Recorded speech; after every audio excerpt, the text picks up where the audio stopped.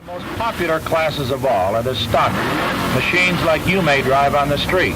That is, if your car can run the quarter mile in 10 seconds at speeds of 130 miles an hour. The quickest are called superstocks because of the rather liberal modifications allowed to their engines and chassis. And the acknowledged king of the superstock drivers is a cigar-puffing traditional from Pennsylvania named Bill Grumpy Jenkins. He calls the cars Grumpy's toys, but at the rate he drives them, they're far from playthings. Jenkins is the defending Superstock champion at Indy, and that, plus his brilliance both as a driver and engine tuner, makes him a favorite to repeat.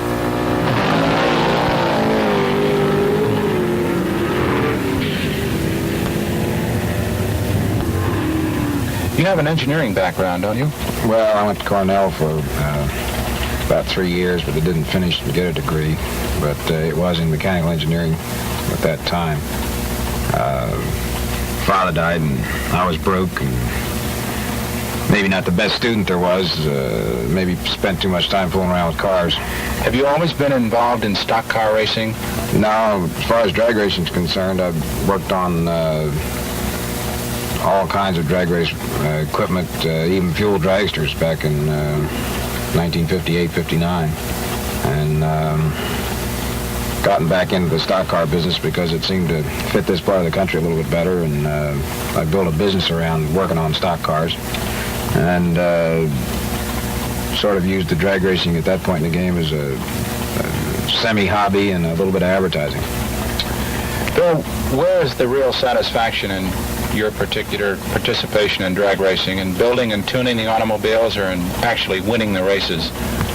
Well, the biggest satisfaction is to get the performance out of the automobiles. Winning the racing is sort of maybe like icing on the cake, but being able to make the cars run is far more satisfying to me. To win the Nationals again, Grumpy must beat the best superstock drivers in the National Hot Rod Association, and among them is a burly Californian named Dick Landy. Dandy Dick Landy, as he's known to his fans. Who specifically are the men that you're worried about? Biggest one is my own competitor or teammate is Sox and Martin Group, and then in the Chevrolet team it's Bill Jenkins, Grumpy. He's a hard one to beat. Ronnie Sox is the driving partner of the Sox and Martin team, and he too knows where his competition lies. I'd say some of the top drivers are Bill Jenkins, Bill Flynn in the Yankee Peddler, Ed Hedrick, which is another one of Jenkins' cars. All these guys are real good and they're real competitive. Don Grother in the Plymouth is running way below the record, so seems like it's going to be anybody's race, really. A young engineer named Ed Hedrick is teaming with Jenkins in the Superstock ranks. He'll drive a Chevy 2, while the boss will handle a Camaro. Backing up a champion is never easy work, but Hedrick looks on his chance to drive for Grumpy as a real opportunity. Ed Hedrick, what is it like to drive for a man like Bill Jenkins? Well, I guess first of all, it's very tough because Bill is very exacting and very demanding. He's what I guess is called a perfectionist. Bill has treated us very well. He's been very lenient with a lot of my mistakes in driving, and we were very happy to drive for him. And at least as far as I'm concerned, I think it was a real big opportunity for me. Although he's one of the most famous drivers in the business, Grumpy and his Camaro are nearly lost in the swirl of racing activity that spreads across the Indianapolis Raceway Park pits. Grumpy Jenkins with a Superstock C Camaro. When he isn't racing, Bill Grumpy Jenkins is back home in Berwyn, Pennsylvania.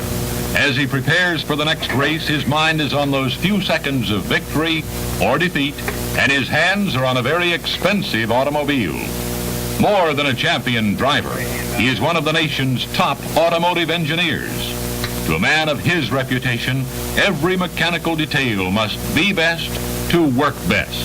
He places high priority on clean engine oil for clean engine performance. To To answer his own rigid demands, he uses Fram oil filters. He uses Fram because They work on the strip, and they work on the street. they work on the strip, they work on the street. Fram oil filters. Race day. And while others drive, Jenkins pushes his car to the line, cannily saving wear and tear on his engine. He's made the final eliminations by winning a preliminary runoff the day earlier, and now he's ready to defend his title. He has this to say about driving tactics. The most important skill that you really probably have to put into play is your control over your reactions as far as the starting procedure is concerned, because most of the races between two cars which are equally competitive are won and lost right on the line. Grumpy Jenkins.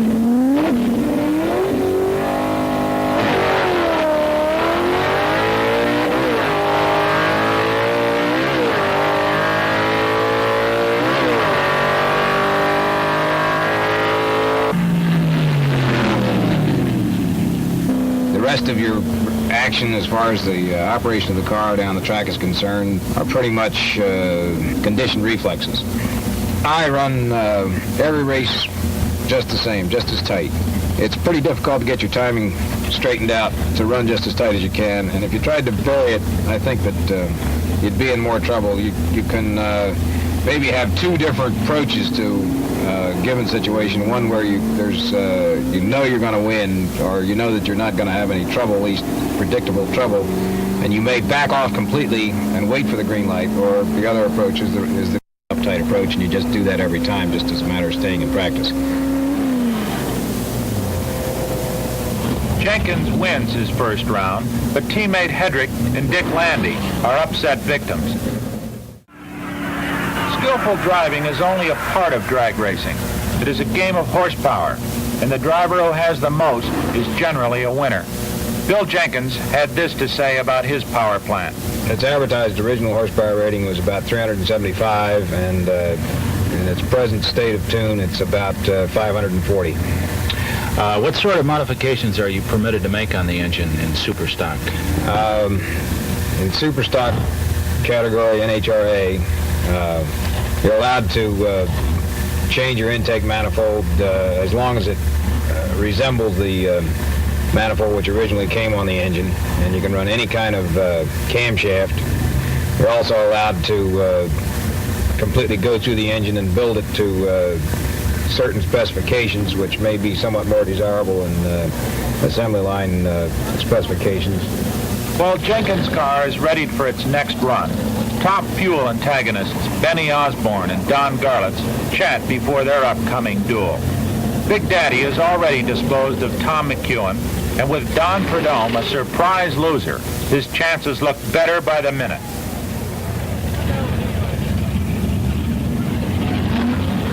It's Grumpy's turn again. He's reached the Super Stock semifinal round, and his competition is Arlen Banky's Barracuda. Bill Jenkins, defending national champion, his Super Stock C machine from Berwyn, Pennsylvania. Old Grumpy himself in the spectator lane. And following a former spring nationals champion, Arlen Banky, out of Akron, Ohio. Grumpy sees the green light, pops the clutch, and roars off.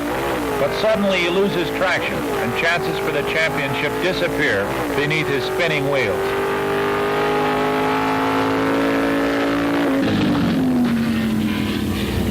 I stuck it up on a pretty good number on the tack, on the static RPM, and popped the clutch, and the bite was gone for some reason or other. It just sat there, and that was it. You can sit there in the line and say there's no tomorrow, but there's always another one someday, and, whether it's next week or next year. And I've been in it now for long enough that you can take losses with the wins and not get so emotionally upset about it.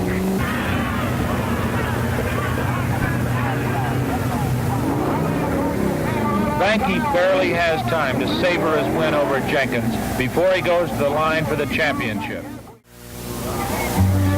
While Garlitz is being mobbed by the crowds, Bill Jenkins, as a deposed champion, loads his cars in privacy.